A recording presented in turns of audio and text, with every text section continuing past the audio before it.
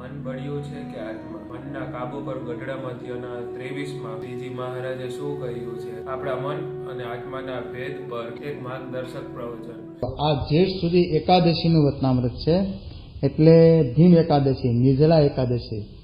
એ દિવસે મહારાજ મનનું રૂપ કહે છે. મનનું રૂપ કેવું છે? તો જીવ થકી એ જુદું નથી. જીવની કોઈ કિરણ છે, જેમ સૂર્ય થકી કિરણ જુદી નથી, એ સૂર્યની જ કિરણ છે. તેમ મનને અને જીવને એકતા છે, મિત્રતા છે. એવી વાત મહારાજ અંતના 6માં કહે છે. એટલે જો આત્માને ન ગમે તે મન નથી કરતું, આત્માને ગમે તે મન કરવા લાગે છે. એટલે કે આત્મા બળ્યો હોય તો મન બળ્યું, આત્મા નિર્બળ હોય તો મન નિર્બળ. આત્માને બળ કેમ મળે? તો મધ્યનું 63મું વતનામૃત કે જેના જીવને અતિશય બળ પામવું હોય તેને ભગવાન અને ભગવાનના ભક્તની સેવાને વિશે અતિશય શ્રદ્ધા, નવધા ભક્તિને વિશે અતિશય શ્રદ્ધા, ભક્તિ કરતો હોય, એમાં આસક્તિ હોય તો એનો આત્મા બળને પામે છે. પરંતુ અહીંયા આપણે ફક્ત મનની વિશે વિચાર કરીએ ને તો આખી દુનિયા એ શરીર સુધી પહોંચી. ઋષિમુનિઓ સાધના કરીને એ મન સુધી પહોંચ્યા. આત્મા સુધી કોક ગયું, કોકે આત્મદર્શન કર્યું હશે, પરંતુ શ્રીજી મહારાજે કહ્યું ને કે આત્મદર્શન થવું બહુ અઘરું છે, કઠણ છે. મધ્યના પહેલામાં કહ્યું. અને એવું આત્મદર્શન તો બહુ જ અનંત જન્મના સત્કર્મો ભેગા થયા હોય ત્યારે થાય, પુણ્ય કરીને. પરંતુ દુનિયામાં જુઓ ને તો જે કંઈ સંશોધનો થાય છે એ શરીરના સુખ માટેના થાય છે, મનને વશ કરવાના કોઈ થતા જ નથી. એટલે શરીર સુધી પહોંચ્યા, મન સુધી પહોંચ્યા જ નથી. હજી મનને એ લોકોના હાથમાં આવતું જ નથી. ત્યારે યોગીઓ એ મનને વશ કરે છે. યોગીઓ મન સુધી પહોંચ્યા છે. એ મનને એ મારીને વર્તી શકે છે ખરા. આપણા એ ભારતમાં જ બને છે. બીજે પણ ધારો કે જેને જેને ભારતનો જે કંઈ યોગ હોય, યોગ માર્ગ છે કે અધ્યાત્મ માર્ગ એને સ્વીકાર્યો હોય, તો એવા બીજા દેશમાં રહેતા હોય ને એ પણ એ પોતાના મનને વશ કરી શકે છે ખરા. એ મન કેવું છે કે અનેક સંવેદનાને ઝીલે છે, સુખને દુઃખને બધાને. એવું કહેવાય છે દુઃખની વ્યાખ્યા અને સુખની વ્યાખ્યા ન્યાયમાં કરી છે ને, એમાં કહ્યું છે કે સર્વેશામ અનુકૂળ વેદનિયમ સુખમ અને સર્વેશામ પ્રતિકૂળ વેદનિયમ દુઃખમ. સુખ અને દુઃખની વ્યાખ્યા કેવી કરી કે મન જેને પ્રતિકૂળ ગણે એ દુઃખ અને અનુકૂળ ગણે એ સુખ.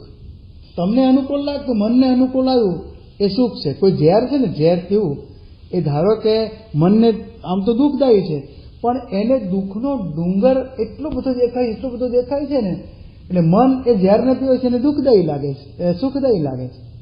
અનુકૂળ વેદનિયમ છે. એટલે એવી વ્યાખ્યા કરી સર્વેશામ અનુકૂળ વેદનિયમ સુખમ, પ્રતિકૂળ વેદનિયમ દુઃખમ. જેને પ્રતિકૂળ લાગતું હોય એ દુઃખ, એને દુઃખ છે. જેમ ભગવાનના ભક્તને ભક્તિ કરવી અનુકૂળ વેદનીય છે તો સુખ છે, પણ વિષય જીવને પ્રતિકૂળ વેદનીય તો એને દુઃખદાયક લાગે ભક્તિ કરવી.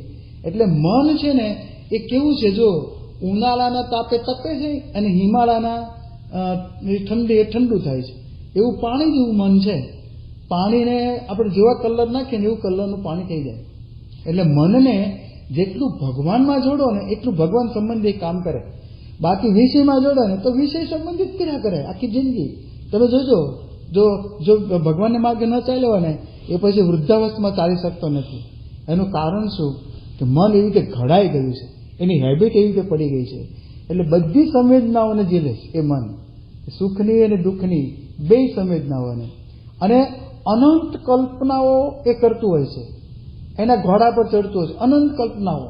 એની પાસે જે કલ્પનાઓ જથ્થો છે, એક નહીં કે વાદળા પર બેસે ને ગમે ત્યાં દોડતું હોય, એક ક્ષણ પણ નવરું રહેતું નથી મન એવું છે ભયંકર. આ માણસને ગાંડ પણ આવે છે ને એનું કારણ શું? મન અતિશય ચંચળ થઈ ગયું હોય ને એનું ગાંડ પણ છે, એ સ્થિર રહેતું જ નથી. આપણે એને એમ કહીએ કે સ્ક્રૂ વધારે ટાઈટ થઈ ગયો હોય તો એ ગાંડ પણ આવી જાય, અને સ્ક્રૂ થોડો ઢીલો રહ્યો હોય તો પણ ગાંડપણ આવી જાય. એ માપનું રહે ને એ આ ભક્તિ આપણે કરીએ એનાથી માપનું રહે છે. નવધા ભક્તિ કરીને મન વશ થાય છે એવું કહ્યું છે.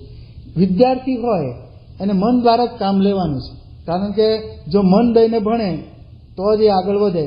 મન ન દેતો હોય અને ક્લાસમાં બેઠો હોય, ઓલો ભણાવતો હોય, મન એનું કંઈ દોડતું હોય, એને સ્વીકાર્યું જ નથી. એ જે કંઈ એ ભણાવતો હોય શિક્ષક, એમાં એનું મન જ પુરવાયું નથી.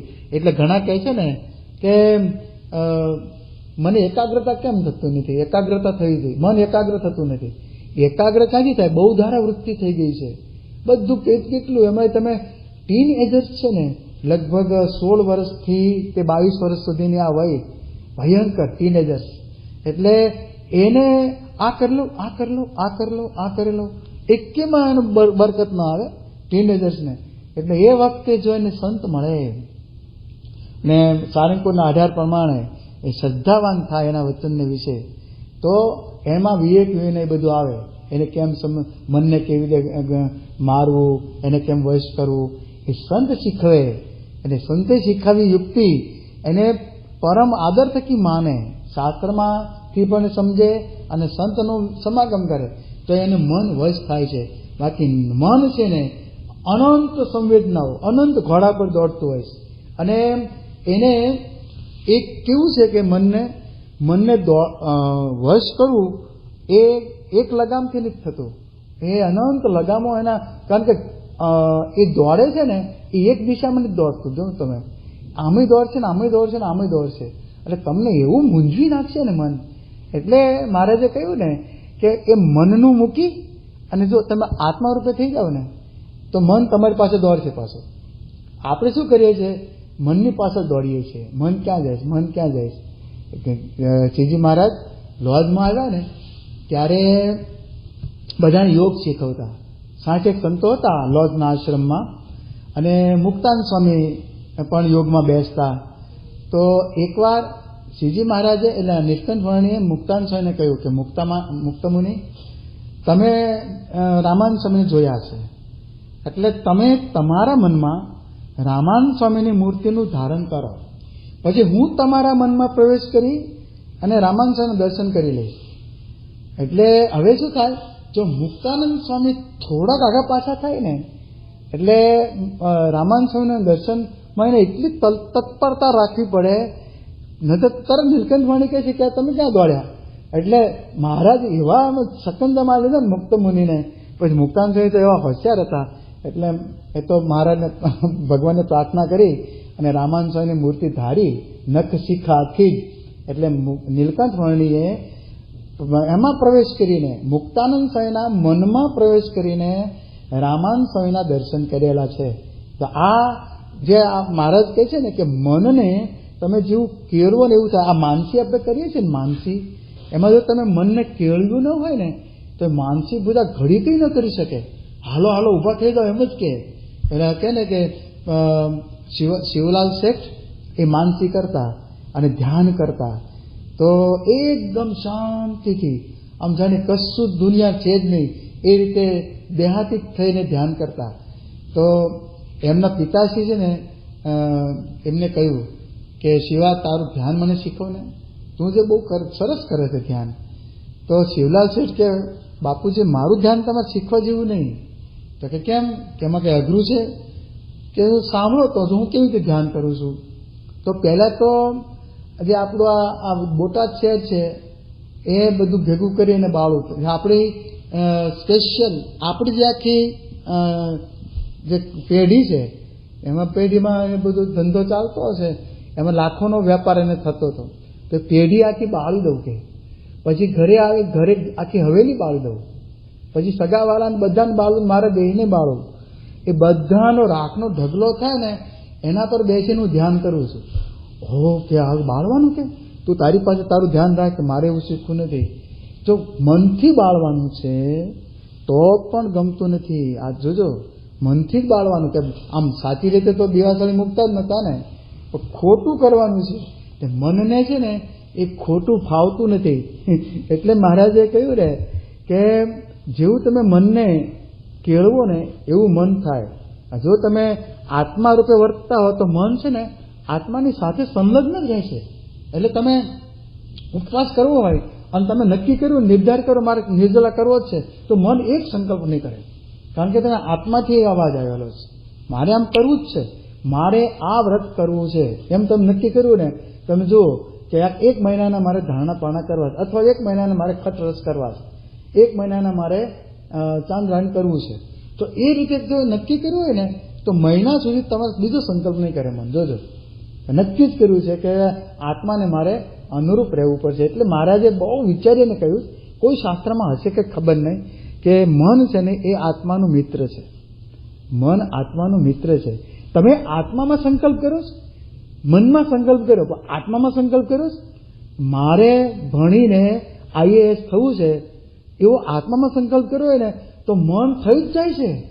આ લોકો દોડનારા શું કરતા હોય છે, દોડવીરો, એ કેટલા પટ્ટા હોય, 7 કે 10 પટ્ટામાં દોડતા હોય, 10 જણ એક સાથે, અને બધાય શું નક્કી કર્યું હોય છે કે મારે ફર્સ્ટ ક્લાસ ફર્સ્ટ આવવું છે. એટલે મનમાં નક્કી કર્યું હોય, પણ જેને આત્મામાં નક્કી કર્યું હોય ને, આત્માને અંદર ફીટ કરી દીધું ઊંડે સુધી, એ પહેલો આવશે. બાકી મનમાં પણ એ ગળમથલવાળો હોય છે ને, એ બીજાના ટ્રેક પર જોતો રહેશે, એ કેટલો ગયો, પેલો કેટલો પાછળ છે, પેલો કેટલો, એ પાછળ જ રહેવાનો. પહેલો તો આગળ નીકળી જાય દોડતો, કોઈને ખબર જ ના, એ આત્માના દોડતો હોય છે, આત્મા રૂપે થઈ ગયો છે. એટલે મહારાજ કહે છે કે જેટલું તમે આત્માનું ચિંતન કરશો એટલું મન તમારે વશ રહેશે. આત્માનું ચિંતન જેટલું મૂકશો ને એટલું એ તમને હેરાન કરશે. એટલે કહે છે કે સુખ દુઃખની છાલક મારે છે ને, અને આત્મા ભીંજાય છે.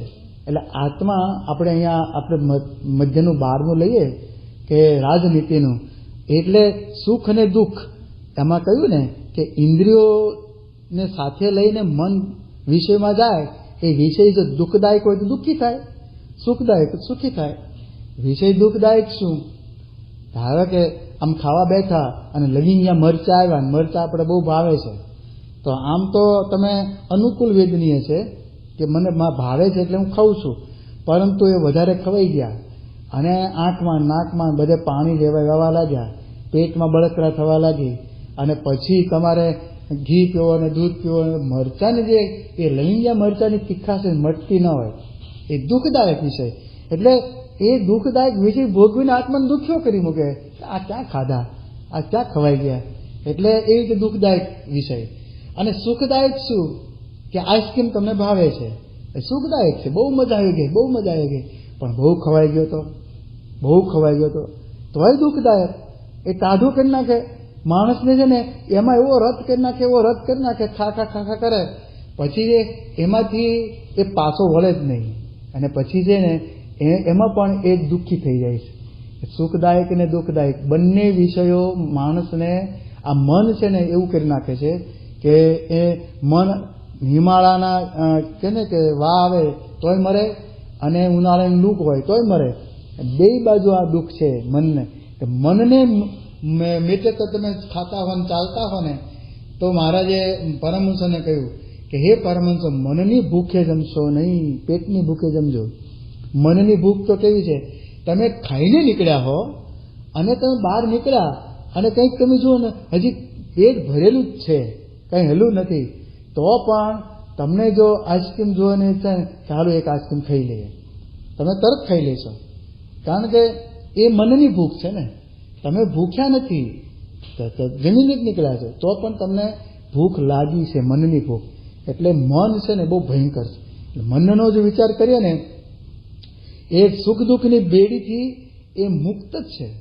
એ સુખ્યું આત્મા છે ને સુખ દુઃખની બેડીથી મુક્ત છે, પણ એ આત્માને જો તમે કેળવો હોય તો એ સુખ્યું દુઃખી થતો નથી. બાકી એ મનને મતે ચાલતો હોય, ઇન્દ્રને મતે ચાલતો હોય, એટલે ઊંઘી ગયો હોય આત્મા એ મધ્ય 12, તો એ સુખ્યો દુખ્યો રહે છે બસ.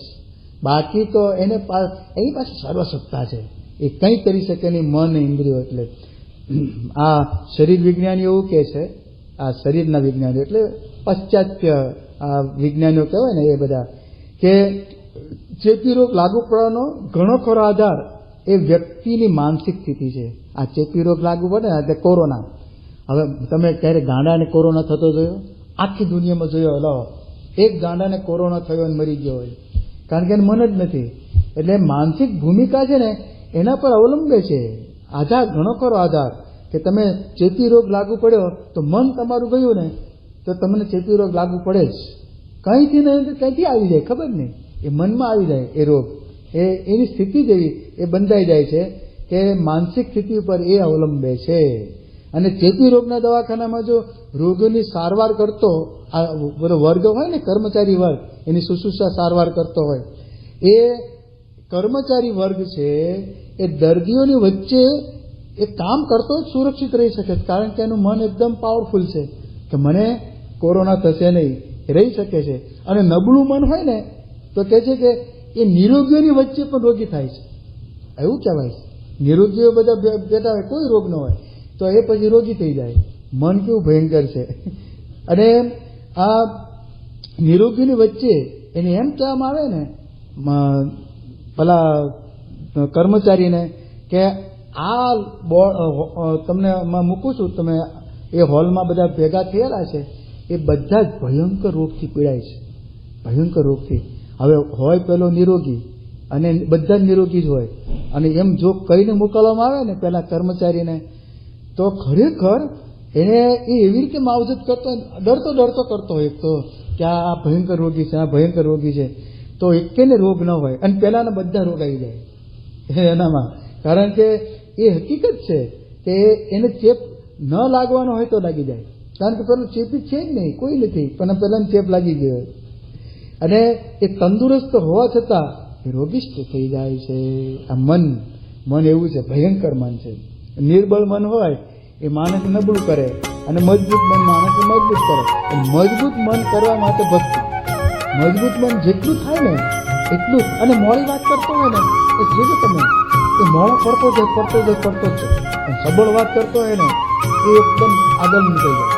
જરા સરદાર પટેલ હતા ને, એ વકીલ હતા, કેસ લડતા હતા, અને એ પોતે સામેની વ્યક્તિ હતી, એને સાક્ષી તરીકે જો આવે તો આનો આ પોતે વકીલ સરદાર પોતાનો કેસ હારી જાય એવું હતું.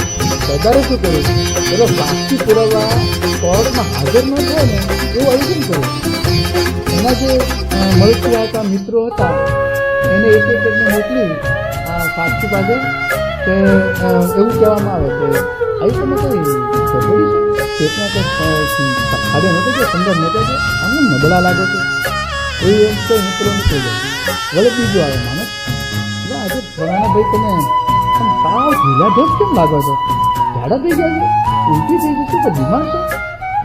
મેં પહેલાં થાય કે આ બીજું મને કહ્યું, બીજું આવીને હાથ જ પકડે, એટલે તમે ગરમ શરીર છે, તાવ છે, શું છે, બોલો તાવ ન હોય તો તાવ આવી જાય. હા, તાવ ન હોય તો ગરમ ચોથો આવીને કે ગાલે અડીને તમને 102 ડિગ્રી તાવ લાગે છે, બોલો ગોધું ઉડીને સુઈ જાય.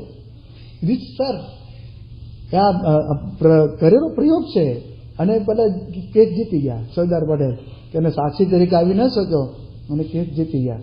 તો મન જે ચારે માણસે શું કર્યું, પહેલા મનને ટ્રીટ કર્યું. અને મન એટલે મન નબળું હોય ને એ ટ્રીટ થાય. આ હિપ્નોટિસ શું છે, હિપ્નોટિસ તમે જો સબળ મન વાળો હોય ને, આત્મબળ વાળો, એને હિપ્નોટિસ કરી જ ન શકે. હિપ્નોટિશિયન જે ડૉક્ટર હોય ને એ હિપ્નોટિસ કરવા પ્રયત્ન કરતો હોય તો જે આત્મબળ વાળો હોય એને કોઈ કંઈ કશું કરી નહીં શકે. પણ નિર્બળ મન વાળો હોય ને એ પેલો જેમ કહે છે ને એમ કરવા માંડશે, હિપ્નોટિસમાં આવી જશે, કપડાં ઉતારવા માંડશે, નાગો થઈ જશે, એવું થઈ જાય. હામ દેખતો હોય, બધું હોય, કારણ હિપ્નોટિસ છે ને મનને વશ કરી લીધું છે. એટલે એને કહે ને કે સંમોહન શક્તિ, એક શક્તિ છે આખી સંમોહન. તો જો તમે આત્મા રૂપે ન વર્તતા હો અને સાવ આમ વિષયથી લંપટ રહેતા હો તો તમારે સંમોહન થાય જ. અને આ સંમોહન કેવું છે કે માણસને એકદમ જે ઉચ્ચ કોટી જઈ રહ્યો હોય એને સાવ નીચે ગબડાઈ નાખે, એટલું આ સંમોહન બહુ ભયંકર હોય છે. એટલે મહારાજે આ મનને મતે ન ચાલવું એમ પરમહંસોને કહ્યું છે. અને વેદ રસમાં પણ મહારાજે આ સંતોને બહુ, હે પરમહંસો, મનનો વિશ્વાસ કદી કરશો નહીં, મનનો વિશ્વાસ ક્યારેય ન કરવો. કે મન આપણને વશ થયું છે, કંઈ વાંધો નહીં આવે, પંચાલાના ત્રીજા મહારાજે બહુ અદ્ભુત વાત કરી છે કે મનનો વિશ્વાસ ન કરો. અને લોયાના 14માં કહ્યું અને 13માં કહ્યું કે મનને મતે ન ચાલે, મનનો ત્યાગ સાચો.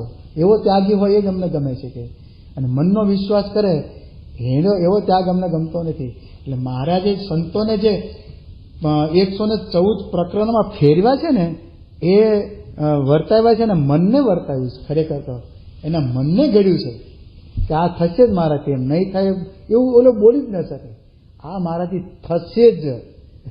એટલે મૂળ તો મનને કેવું છે કે ઇન્દ્રિયો સાથે મૈત્રી છે.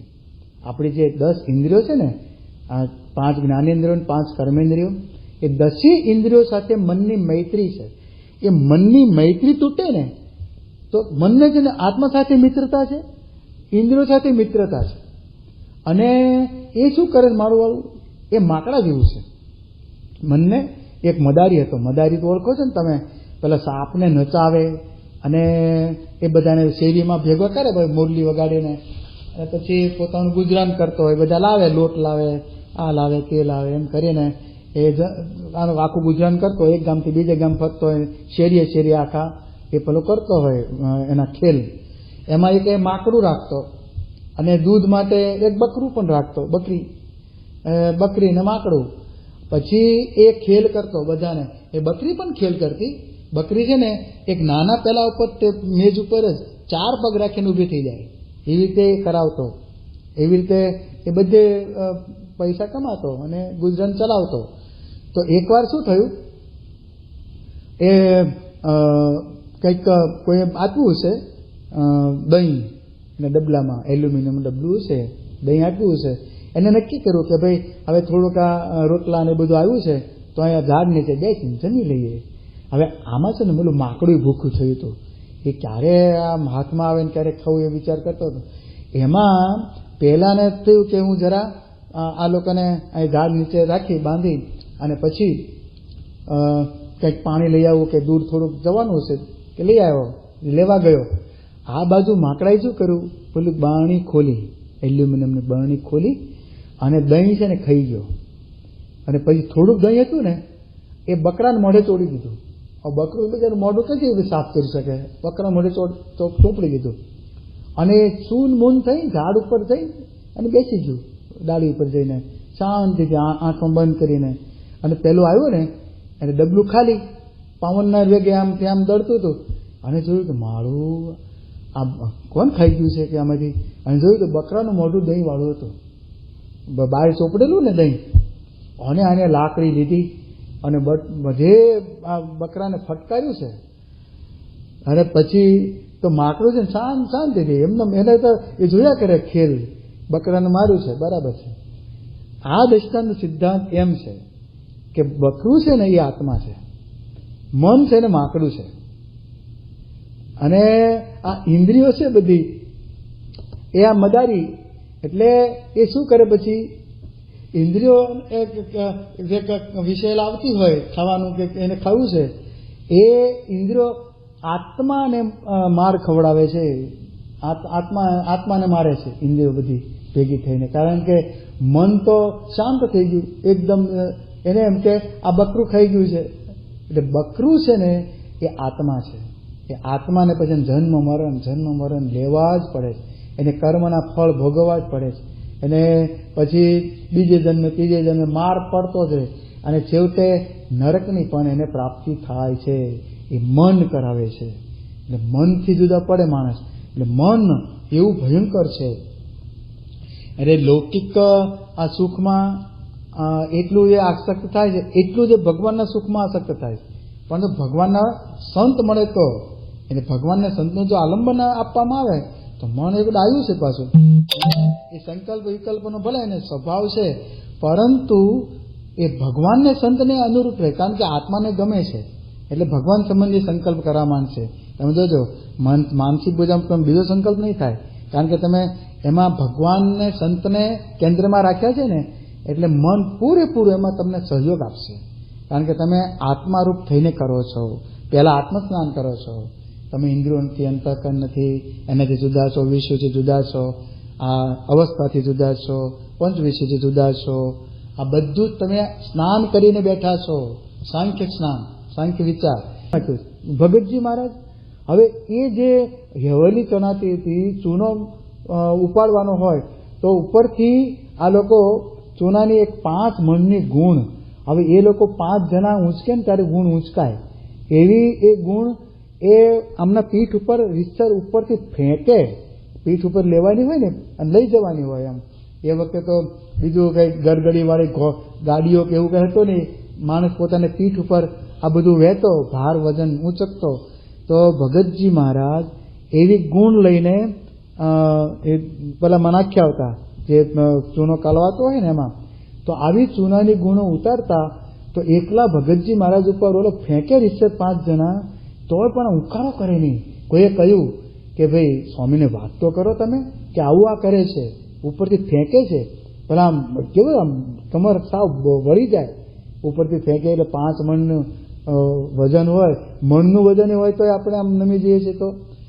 તો ભગતજી શું કહેતા કે સ્વામી મારું બધું જ જાણે છે, તો અંતર્યામી છે, એને શું કહેવાનું હોય? એ તો મારી આ લોકોમાં રહીને પરીક્ષા કરે છે કે હું આ સેવા છોડી દઉં છું. કેટલું મનને અમન કર્યું છે, વિચાર કરો. મન જ નહીં. યોગીજી મહારાજ કહેતા કે પૂછું કે તમને ક્યારે જગતનો સંકલ્પ થાય? કે મન હોય તો સંકલ્પ થાય ને, મન જ ન હોય. લો, મન જ ન હોય તો આપણે મન છે તો સંકલ્પ કરીએ છીએ, એ સીધા આત્માથી પરમાત્મામાં જોડાયેલા છે. પંચાલાનું ત્રીજું સત્તારૂપ રહ્યા થકા જોડાય. ઇન્દ્રિયો અંતઃકરણને એક બાજુ બાયપાસ કરી નાખ્યા. ઇન્દ્રિયો અંતઃકરણ મળેલા હતા, એની પાસે હતા જ, બે હતો એટલે ઇન્દ્રિયો અંતઃકરણ હોય જ, પરંતુ બાયપાસ સીધા આત્માથી સંલગ્નતા પરમાત્મા સાથે. એ એક બહુ અઘરું કામ છે. એ આમ તમે પ્રેક્ટિસ કરો તો થાય. મનન દ્વારા જે એ સંગ કરવો પડે આત્માનો, કે જે આપણે ખાઈએ છીએ પીએ છીએ ને એ મનને તાલે કરીએ છીએ. મનને તાલે એટલે શું કે તમને ગમે ને એ તમે ખાઓ, નથી ગમતું નથી ખાતા. તો આ લોકો શું કરે, એ ન ગમતું એ જ ખાય. આપણે ગમતું એ ખાઈએ પણ એને ન ગમતું એ જ લે, એ રીતે કરે. મનને સામે યોગી મહારાજ કહેતા કે અમે ઋતુઓ સામે ચાલતા. એ શું થયું ઋતુઓ સામે ચાલવું એટલે? શિયાળામાં ઠંડા પાણીએ નાહવાનું. ઠંડા પાણી એટલે શિયાળો તો હોય, ઠંડુ જ હોય પાણી, પરંતુ ગોળામાં ભરવાનું. અને ગોળામાં તો એવું ઠંડુ થઈ જાય ને, બરફ જ થઈ જાય એવું થઈ જાય. તો એનાથી અમે કે નાહતા, સ્નાન કરતા, ઋતુની સામે ચાલતા યોગીજી મહારાજ. તો આ મનને મારું કહેવાય. એટલે સાધના માર્ગમાં આ ગુરુઓના જીવન ચરિત્રો છે ને વાંચવા જ પડે, તો જ તમે મનને વશ કરી શકો. બાકી મન તમને ક્યાંનું ક્યાંય ફેંકી દે. આત્મા તો નિર્બળ જ છે. આપણે બળ પામવા માટે પ્રયત્ન કરીએ છીએ, નવદા ભક્તિમાં જોડીએ છીએ આત્માને, અને મનન દ્વારા સંગ કરીએ છીએ તો આત્મબળ કહેવાય. ભક્તિ નવદા ભક્તિમાં મન રાખીએ તો આત્મબળ કહેવાય. તો આત્માના બળ માટે તો મહારાજે વાતો કરી જ છે, પરંતુ એમાં આપણું લક્ષ્ય બહુ જતું નથી. આત્માને બળ પમાડવાનું એ લક્ષ્ય આપણે એ શીખતા નથી, કે આપણે આળસ છે, પ્રમાદ છે. પરંતુ શ્રીજી મહારાજ જે કહે છે ને કે આ રીતે જો તમે મનને વશ કરશો અને મનમાં ભગવાનના સંકલ્પો એક સમયનો બીજો કરો, બીજો સમય, તો ભગવાન સંબંધી જો ઘાટ કર્યા કરશો ને તો મહારાજે ઘાટના દંશ બેઠાનું વતનામૃત અને પ્રથમનું 38 આ લીલા ચરિત્ર સંભાળી રાખવાનું વતનામ, એમાં લખે જ મહારાજ કે જ્યારથી સત્સંગ થયો ત્યારથી માંડીને આજ સુધી જો તમે મન પરોવીને ભગવાનના લીલા ચરિત્ર યાદ રાખ્યા હોય તો એક પછી સ્મરણ કરતા જ જાઓ. તો આજે અમુક સમય લઈએ, બીજે દિવસે બીજો અમુક સમય લઈએ, જ્યારે સત્સંગ થયો 10 વર્ષ 15 વર્ષ થયા હોય, સત્સંગ થયો હોય એ વર્ષનો આપણે જો ઉપાડીએ અને એ મૂવી આખી વિડીયો એ આપણે સેવ કરી હોય. મન તો બહુ દયાળુ છે, એ તમને સેવ કરવા દે છે, પણ આપણે વિષયો સેવ કરીએ છીએ. આવી ભગવાન સંબંધી વાતો, ભગવાન સંબંધી લીલા ચરિત્રો એ મનમાં સંગ્રહિત કરતા નથી, એટલે એ આવતું નથી. એટલે એ જો સ્મૃતિ કરતા, યોગીઓ બાપા કહેતા ને કે સમર્થિ દુઃખની હરનારી છે. એ જ્યારે આપણને કંઈ દીર્ઘ રોગ આવી પડે શરીરમાં, ત્યારે આપણે એ સ્મૃતિમાં ખોવાઈ જઈએ ને તો રોગ, એનું ભાન તમને રહેતું જ નથી કે મને રોગ થયો છે, એનું દુઃખે લાગતું નથી, કારણ કે સ્મરણમાં મન તમે ખોઈ દીધું, ખોવાઈ ગયું મન. એમાં એક પછી એક પ્રસંગો તમે યાદ કર્યા જ કરો. કે લાંબી પેલી હારમાળા ચાલે. એ પછી તમે જો એક પછી એક તમે યાદ કર્યા કરો ને તો એક પ્રસંગ બીજા પ્રસંગને યાદ કરાવે, એ પ્રસંગથી બીજો પ્રસંગ યાદ આવે. પણ એ તમે મનને એમાં કેળવ્યું હોય તો, એ સ્મૃતિ રાખવાની ટેવ પાડી હોય તો. એટલે ભગવાને આપણને સાજ આપ્યો છે ને સરસ આપ્યો છે. મન, બુદ્ધિ, ચિત્ત, અહંકાર, ઇન્દ્રિયો બધો સાજ સારો છે. પરંતુ આ વતામત આપણને શું કહે છે કે વિષય એ સુખદાયક હોય તો તમને સુખી કરીને મારે છે, દુઃખદાયક હોય દુઃખી કરીને મારે છે. કારણ કે તમે ઇન્દ્રિયોનો સાથ લીધો છે, સંગાત લીધો છે. મનને જો તમે આત્મા સાથે રાખ્યું હોય તો આત્મા તમને એવું દિશા દોરી આપશે ને, દિશા દર્શન કરી આપશે કે તું હવે આ જા, આમ જા, તું ઇન્દ્રિયો પછી આ કામ લે, ચાલ, આંખ સાથે તાર કામ જોવું છે ને તો ભગવાનના દર્શન કર. આત્મા તમને કહે છે ખાવું છે ને ભગવાનનો થાળ જમ, એ તમને એ આત્મા કહે છે. તમારે ઉપવાસ કરવો છે ને તો આત્મા તમને બળ આપશે કે કંઈ ખાવાનું નથી. એટલે મન એકદમ બળવું થઈ જાય છે. એટલે ઇન્દ્રિયો સાવ નરમ થઈ જાય છે. ઇન્દ્રિયો છે ને એ ઢીલી થઈ જાય છે. કઈ એ વિષય પામવાની ઈચ્છા છે જ નહીં, ઈચ્છા જ નહીં કરે. કારણ મન હોય તો ઈચ્છા કરે ને, મન એમ તો જશે જ નહીં. એટલે આપણે શું હોય છે, મનને ઇન્દ્રિયોને ભેગું રાખીએ છીએ. આપણે રસ્તામાં ચાલતા નીકળ્યા, ચાલીએ છીએ અને દૂર મેથીના ગોટા તળાવતા હોય. મેથીના ગોટા એવા છે ને એ તમે દૂરથી સુગંધ આવે એટલે શું થાય, પેલા નાસિકા ઇન્દ્રિય મનને ખેંચી ગઈ, મન એની સાથે ગયું એટલે પછી તરત જ તમારા હાથ છે ને ખિસ્સામાં જશે, પૈસા છે કે નહીં, એટલે હાથ એને અનુરૂપ થઈ ગયા. પછી પગ છે ને એ બાજુ તરત જ મન છે ને બધે કામ કરશે. મન નાસિકા પાસે ગયું, હાથ પાસે ગયું, ખિસ્સામાં હાથ નખાયો, પછી એ પગમાં પ્રવેશ કર્યો તો પગ એ બધું ચાલવા લાગ્યા. અને પછી ત્યાં જઈને જીભમાં જો રસ પાણી આવી ગયું અને એ લોકો તોડવાનું કહ્યું, પાણી લઈ લીધા ગોટા અને ત્યાં ઉભા પગ ખાઈ લીધા. એટલે બધી ઇન્દ્રિયો રસના સહિત બધી તમારી મનને વચતે કે આત્મા ઊંઘે છે. આત્માને ખબર છે કે મારે સ્વામીને રાજી કરવા છે, પણ ઇન્દ્રિયો પ્રમાથી નહીં. ઇન્દ્રિયો છે ને એ વખતે તમને ભૂલાડી દે છે કે તું સ્વામીને રાજી કરવા નીકળ્યો, બહારનું ક્યાં ખાવાનું છે, ક્યાં ગયો તું ત્યાં ગયો. પણ એ થતું જ નથી. એટલે મન અને ઇન્દ્રિયોની આ ક્રિયા છે ને એ જો તમે બહુ પ્રબુદ્ધ હો, જાણપણું હોય ને તો જ ખ્યાલ આવશે કે આ ક્રિયા કરીને એ મારા જાણ બહાર થઈ ગઈ છે, હું આત્મા છું, મારા જાણ બહાર આ મન દોડી ગયું છે. અને મનને ઠપકારો પછી ભયંકર ઠપકારો. ને મહારાજ છે ને 2 વતામના ઠપકા લખ્યા છે, પંચાલના 3માં લખ્યું છે અને મધ્યના 22માં પણ આ ઠપકા લખ્યા છે. અને સારંગપુરના 3માં પણ મારા ખ્યાલથી મહારાજ લખે છે કે મનને એવી રીતે ઠપકો આપવાનો, ઠપકારો ને તો મન છે ને એ એકદમ શાંત થઈ જશે. એને તો આ ગમે છે, આત્માનો સંગ ગમે છે, પણ ઇન્દ્રિયોનો સંગ ને એટલો બધો લાગ્યો છે ને કે ઇન્દ્રિયોને રાજી રાખ્યા વગર રહી શકતું નથી મળવાનું. એટલે ભગવાન આપણને આમાં કહે છે, સારંગપુરનું બીજું વતામત છે ને એમાં પણ મહારાજ એક આ વાત કરે છે આપણને. જો એમાં શું કહે છે, અને વળી આ મનને ઉપદેશ દેવાની વાત કરે. જો મૂર્ખ, આ એક બહુ સરસ આમાં મહારાજ કહે છે, અને એમ ઉપદેશ દેવો છે, હે મૂર્ખ, તું ભગવાનની મૂર્તિ વિના અન્ય રૂપને જુએ છે કે પરમેશ્વરની વાર્તા વિના અન્ય વાર્તાને સાંભળે છે, તેમાં તને શું પ્રાપ્ત થશે? આવું આપણે કહીએ છીએ મનને કે તું ભગવાનની વાર્તા વિના બીજી વાત સાંભળે તમને પ્રાપ્ત શું થશે? અને કહે છે કે ભગવાનની મૂર્તિ વિના અન્ય રૂપને જુએ છે તો તેને એમાં શું તને મળવાનું, શું તને પ્રાપ્ત થવાનું છે? અને હજી તો તને સિદ્ધ દશા તો આવી નથી, જે જેવું ચિંત્યું તેવું તને તત્કાલ મળે. શા સારું, જે હજી તો તું સાધક છું, માટે જે વિષયને તું ચિંતવીશ તે વિષય તને મળશે નહીં. અને ઠાલા વલખામ કરીને પરમેશ્વરને શા વાસ્તે મેલી દે છે? અને જો કંઈક જો તને અલ્પ વિષય મળશે તો તેના પાપમાં યમપુરીનો માર ખાતા ખાતા અંત નહીં આવે. એવી રીતે નેત્રને અને શ્રોત્રને ઉપદેશ દેવો, આંખને અને કાનને, એટલે કે મન સહિત. મન એમાં ભરેલું છે ને એટલે આ બધા ભેગા કરીને ઉપદેશ દેવાનો કહે છે મહારાજ, ઉપદેશ દેવો. અને વળી એમ કેવું છે, જ્યારે તું ભગવાનની મૂર્તિમાં એકાગ્ર થઈશ એટલે મન સહિત આંખને કહેવું કે તું એકાગ્ર થઈશ તો તેમાંથી તું સિદ્ધ દશાને પામીશ. પછી તું જે બ્રહ્માંડમાં વાર્તા થાય છે તેને સહેજે સાંભળીશ અને બ્રહ્મા, વિષ્ણુ અને શિવના જેવા રૂપને ઈચ્છીશ તો તેવા રૂપને પામીશ.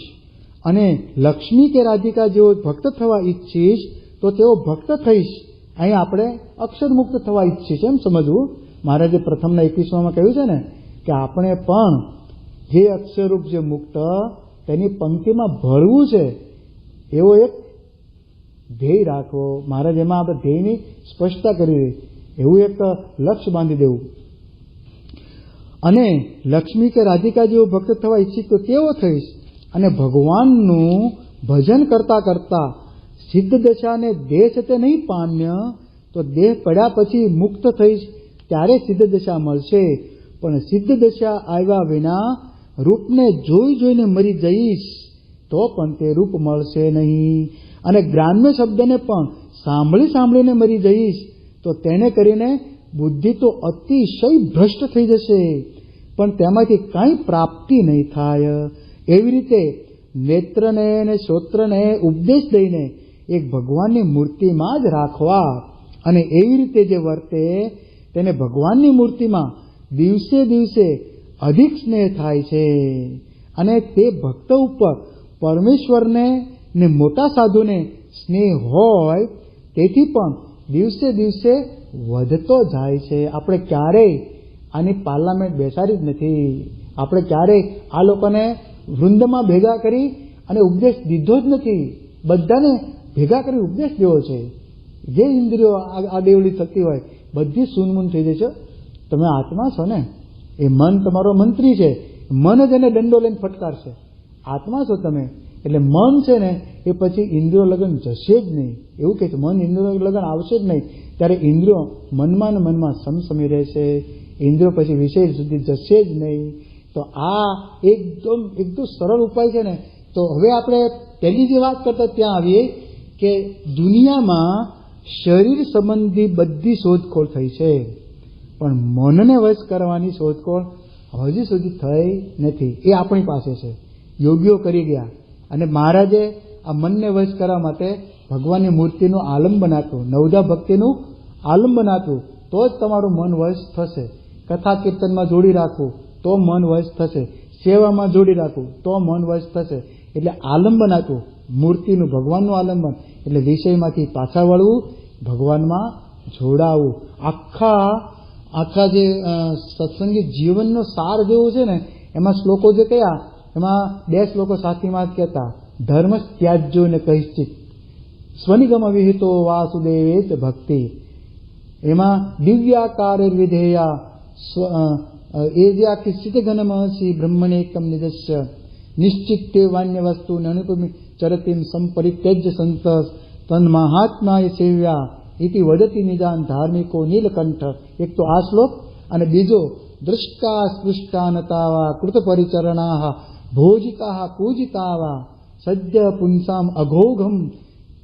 જે આ શ્લોક કયો એ સાથીમાં કહેતા કે મનને ભગવાન અને સંતની સેવામાં આવી તે દૃષ્ટા સ્પૃષ્ટા તો ભગવાનના દર્શન કરવા, ભગવાનના સંતનો સ્પર્શ કરો, એને પૂજવા, એને જમાડવા, એમાં મનને તમે જોડી રાખો.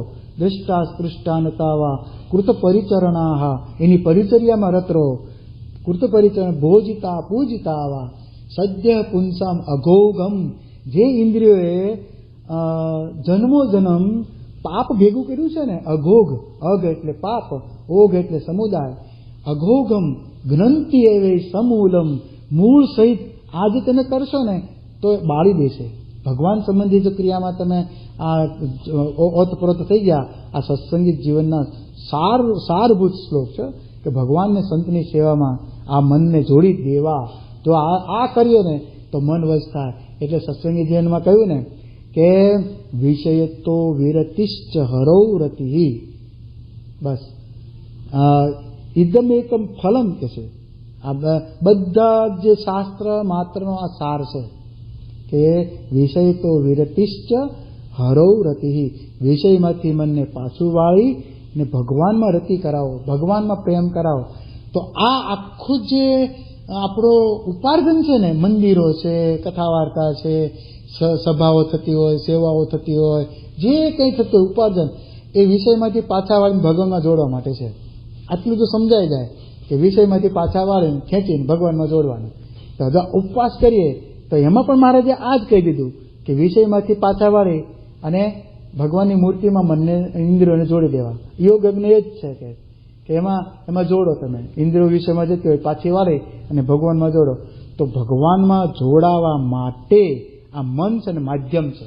હવે એ જો માધ્યમને આપણે કેળવ્યું ન હોય ને તો આપણી ગાડી ક્યાંય નાખી દે ખાડામાં.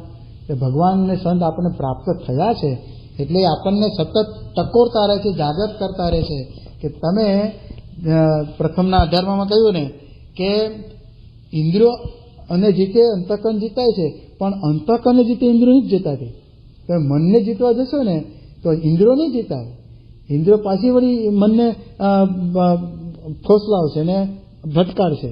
એટલે કહે છે કે ઇન્દ્રિયોને જીતશો ને પહેલી એટલે નિયમમાં રાખશો એટલે મન સમસમી રહેશે કે હવે આ નહીં કંઈ કામ કરી શકે. હવે આંખ ધારો કે ડોળો નીકળી ગયો હોય તો મન આંખમાં આવીને જોવાનું છે. આ કાનમાંથી એ પેલી જો શ્રવણ શક્તિ નીકળી ગઈ હોય તો કાનમાં આવીને કે મન સાંભળવાનું છે. ઇન્દ્રિયો એમનામ જ છે. મન આવીને જે સાંભળતું હોય એની ક્રિયાઓ છે ને એ બધી જ બંધ થઈ જશે. એટલે મનને જીતવા માટે ઇન્દ્રિયોને પહેલાં જીતવી પડે.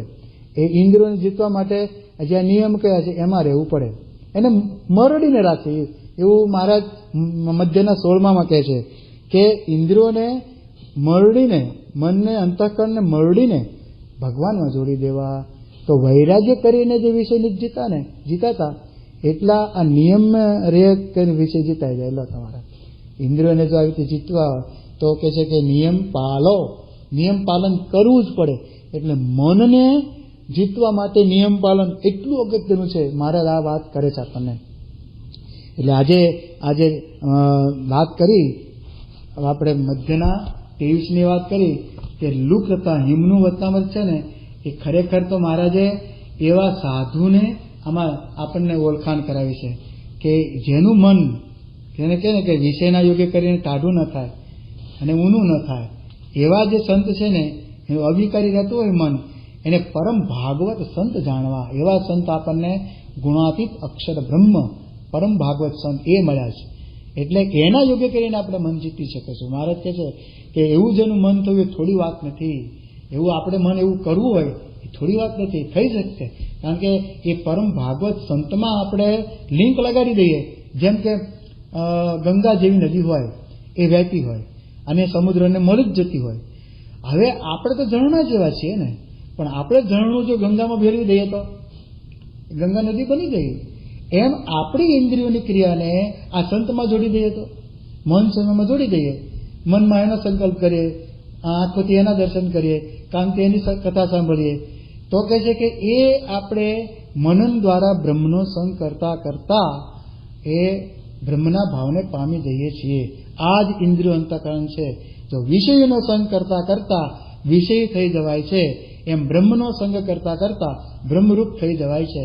એવું આ સ્પષ્ટ આ વતનામત આપણને શીખવે છે કે પરમ ભાગવત સંત આપણને પ્રાપ્ત થયા છે ત્યારે હવે એના જે આદેશો છે, નિયમ પાલન વગેરે, એમાં જો આપણે મનને રાખીશું તો આપણે એવા જ થઈ ગયા છે અને છેલ્લો જન્મ થઈ જ ચૂક્યો છે. આમાં કંઈ બાકી નથી રહ્યું.